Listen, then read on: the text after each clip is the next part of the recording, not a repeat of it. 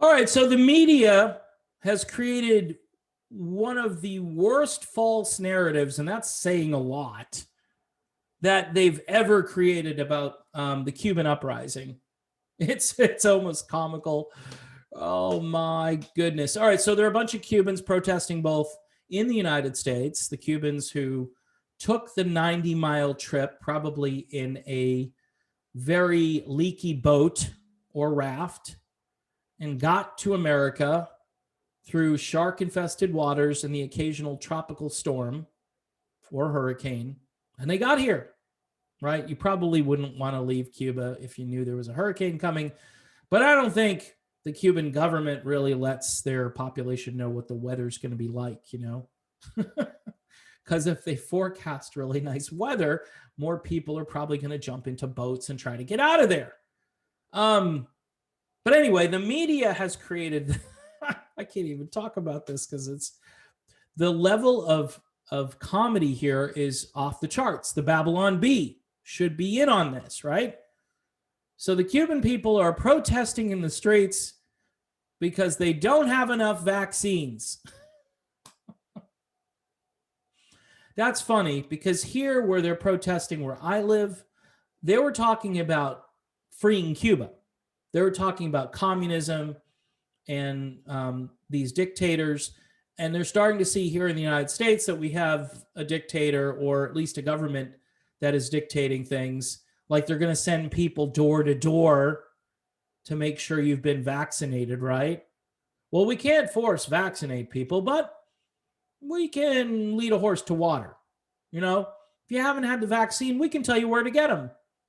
Like you haven't turned on the news the last 5 minutes where you live to get that information, because the news has been wall to wall about CVS and they're talking about putting vaccines in the Dollar Tree, for crying out loud. And I'm serious. I read a couple of headlines where it said, these are the most disadvantaged and underserved people. They go to the Dollar Tree. Tell you what, rich people go to the Dollar Tree too. People like to save money and buy goods from China, so they go to the Dollar Tree. It's funny how companies will charge $1 for something, but then you go to Publix and it's the same item is like $3 because it's not at the Dollar Tree. Must be a really good margin at Publix, right? So my point though here is this narrative is goofy. It's the goofiest thing in the world. And it also perpetuates this fear that, see, there are countries that don't have enough of this, even though the United States has been sending vials to India and all these other places that are supposedly underserved. So why not send them to Cuba? You want to have a good relationship with Cuba, right? You're not sending them to Cuba because that's not what the problem is. The problem is these people want their freedom. You can only do this I'm surprised they've done it this long. I would think Cuba would be pretty easy to kind of overthrow.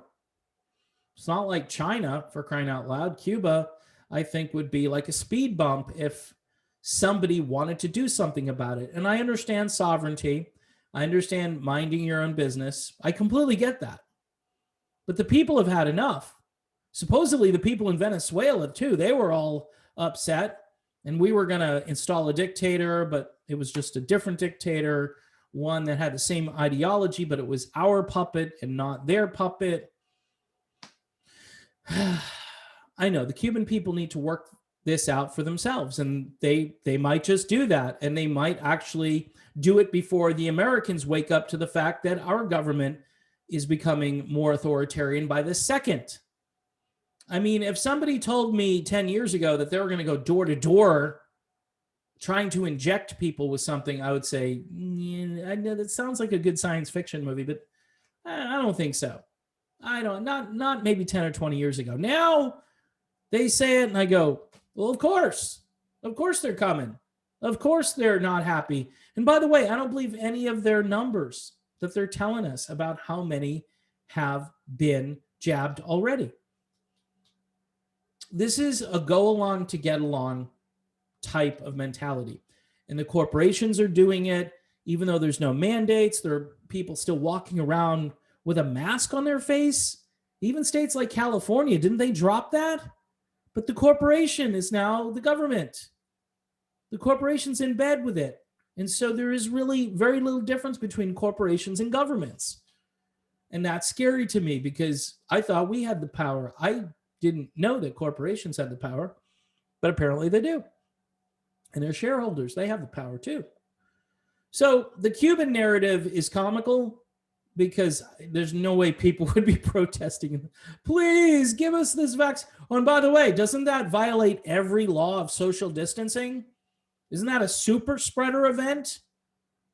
I mean, why would they go out to protest that and then and their authorities allow them to protest that? They should be breaking it up, saying, no, you can't do this. You're too close to each other.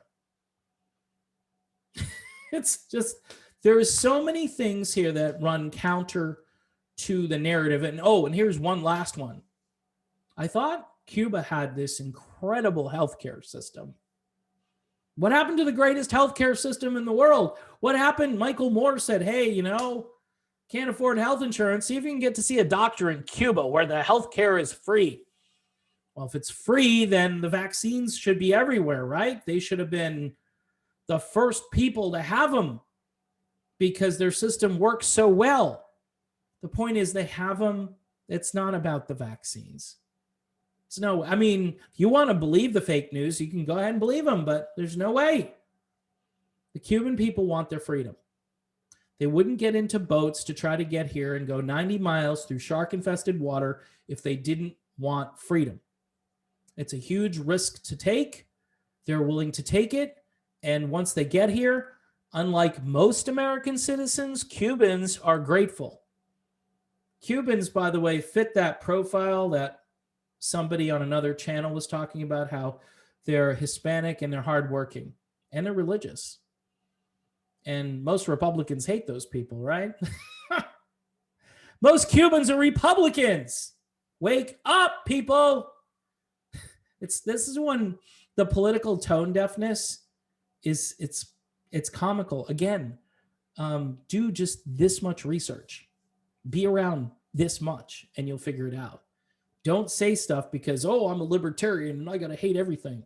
Or I have to hate both sides equally and show that I'm equally biased toward either side.